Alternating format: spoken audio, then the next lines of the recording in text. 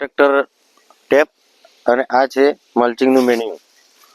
એટલે આજે આપણે દેશી જુગાડ કરીએ. આ પ્રોટેક્ટર ટેપના દ્વારા અમે પેન્ચર ટપકના રિપેર કર્યા હતા, પણ હજુ સુધી પેન્ચર છે. એમાં આ અવાજ આવે છે, આ રહ્યું પેન્ચર છે. એ રિપેર કરીને આપણે પ્રોટેક્ટર ટેપથી તો રિપેર કર્યું હતું જ અમે મલ્ચિંગ કર્યા પહેલાં. તો આ રીતે ફાડવું પડશે.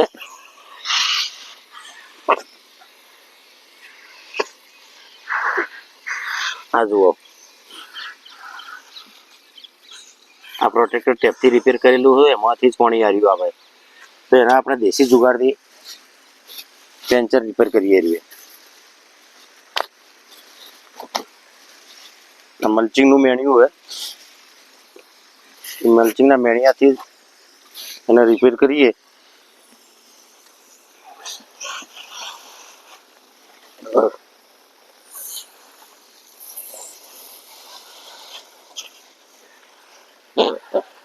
ઇમરજન્સીમાં આપણા જોડે બીજું કોઈ સુવિધા ના હોય, કોઈ જોઈનર બીજું ના હોય, અને આ રીતે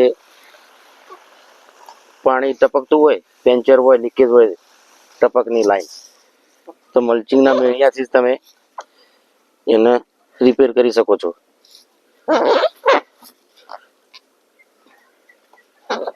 આ જો પ્રોટેક્ટર ટ્રેપથી પણ અમે રિપેર કર્યું હતું, છતાં પણ પાણી નીકળતું હતું જ, અને મલ્ચિંગના મેળિયાથી બંધ થઈ ગયું.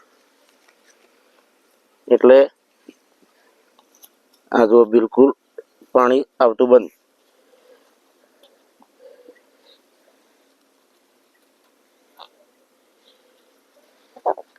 આ જુઓ, બિલકુલ પાણી નહીં આવતું. એટલે આટલી વાર આ પાણી ખાડો ભરાઈ ગયો બધો.